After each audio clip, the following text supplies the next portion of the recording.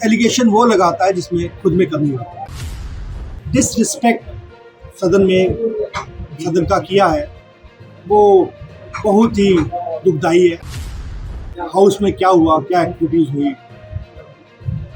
House चलने नहीं दिया गया, सदन को बार बार रोकना पड़ा। एक तरफ से संदेश आ जाता है कि नहीं, अपने लिमिट में रहना है, लाइन क्रॉस नहीं। कांग्रेस में ये सिस्टम है। बिना किसी रिजल्ट के हम लोग वापस आए हैं, तो इसलिए मन में थोड़ी सी परेशानी है। सदन सही चलना चाहिए था, काम होने चाहिए थे। एक एक सदन में करोड़ों करोड़ों रुपए का खर्चा आता है, लोगों का पैसा है, लोगों का फर्नीचर है, लोगों की प्रॉपर्टी है, प्रॉपर्टी तोड़ रहे हो, सदन को चलने नहीं दे रहे। लोगों का जो इतना पैसा है जो सदन चलाने में लग रहा है वो खराब हो रहा है, कुछ रिजल्ट्स नहीं आ रहे हैं। तो इन चीज़ों को अपोजिशन को सोचना चाहिए। सदन जो है प्रदेश के लिए, उसकी प्रदेश को आगे ले जाने के लिए, उसके निर्णय लेने के लिए, प्रदेश के सही निर्णय लेने के लिए। तो ये जो भी हुआ है बड़ा गलत हुआ है। इस चीज़ को अपोजिशन को चेक करना चाहिए। बाकी ये इलेक्शंस हैं, उनका ये कहना कि कोई एलिगेशंस लगाना, एलिगेशन वो लगाता है जिसमें खुद में कमी होती है। जो आदमी जब वो लोग कहीं जीते हैं तो वो उसका श्रेय खुद लेना चाहते हैं, जहाँ हारे हैं वो दूसरे पे डालना चाहते हैं। तो ये सही नहीं है। जहाँ पे वो जीते हैं तो अगर कुछ मतलब गलत प्रैक्टिसेस होती तो वो वहाँ भी क्यों जीते। तो ये गलत एलिगेशंस पार्टी लगा रही है। ये लोकतंत्र है, लोकतंत्र को मजबूत करना है। और हमारी एक भारतीय जनता पार्टी ने एक इंटरनेशनल लेवल की पार्टी है और हमारे कुछ असूल है, एक हम लोगों का एक उन सिस्टम्स के साथ हम लोग चलते हैं। और इसीलिए जो कुछ हुआ सदन में, इस तरह से सदन नहीं चलने दिया।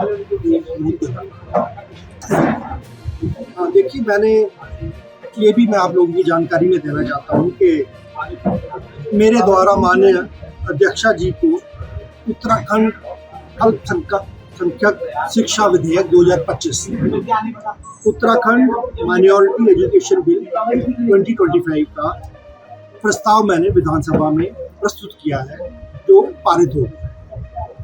इस उत्तराखंड माइनॉरिटी एजुकेशन बिल के बारे में भी मैं आप लोगों को थोड़ी सी जानकारी देना चाहता हूँ। इस बिल का उद्देश्य राज्य में सभी एजुकेशनल इंस्टीट्यूशंस जो माइनॉरिटीज कम्युनिटीज के राज्य में चल रहे थे, उनमें इक्वल राइट्स और सिस्टमैटिक रिकग्निशन देने का उद्देश्य। फर्क सिर्फ इतना है कि इस माइनॉरिटी एजुकेशन बिल के तहत जहां सिर्फ मुस्लिम कम्युनिटी इसमें इन्वॉल्व थी, इसमें अब बाकी माइनॉरिटी जो कम्युनिटीज़ हैं, जैसे सिख हैं, जैन हैं, क्रिश्चियन हैं, वैद हैं, बौद्ध हैं, पारसी हैं, सभी को ये माइनॉरिटी स्टेटस दिया है। और सभी जो है माइनॉरिटी जो है अपने इस तरह के इंस्टीट्यूशंस खोल सकेंगे। और ये एक Uttarakhand state minority education authority USMEA का गठन होगा, जो इन सभी एजुकेशनल इंस्टीट्यूशंस को मॉनिटर करेगी और उसी हिसाब से ये माइनॉरिटीज़ के स्कूल उस सिस्टम के साथ चलेंगे। इसमें थोड़े से रूल्स हैं जो सभी माइनॉरिटी जो इंस्टीट्यूशंस हैं उनको फॉलो करने हैं। कि इसमें जो है सभी संस्थानों को societies act, trust act, companies act में रजिस्टर होना जरूरी है। इन इंस्टीट्यूशंस की जो प्रॉपर्टी और बैंक अकाउंट है, इन संस्थानों के नाम पर ही होना जरूरी है। किसी प्रकार की अगर कोई इरेगुलरिटीज होती हैं, कोई इसको फॉलो नहीं करता है, उसका रजिस्ट्रेशन रद्द किया जा सकता है।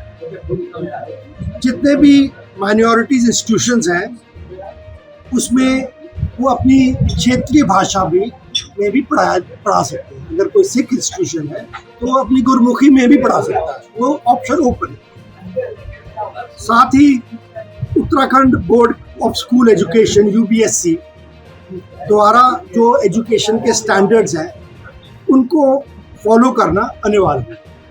तो यह हमारे आदरणीय मुख्यमंत्री पुष्कर सिंह धामी जी ने कहा है कि ये विधेयक समानता, पारदर्शिता और गुणवत्तापूर्ण होगा।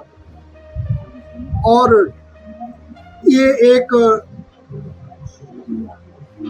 सुनिश्चित करने के लिए एक दिशा में एक महत्वपूर्ण कदम है। इससे सभी माइनॉरिटीज़ को समान अवसर मिलेगा तथा राज्य में शिक्षा व्यवस्था और मजबूत बनेगी।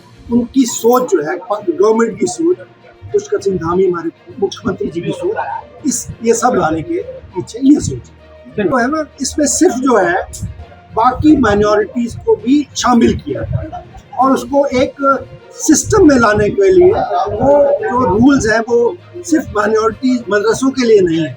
कोई भी माइनॉरिटी वाला वो स्कूल कोई भी खोलेगा, चाहे वो पारसी खोले, सिख खोले, किसी भी समुदाय का खोले, वो रूल सभी के ऊपर अप्लीकेबल है।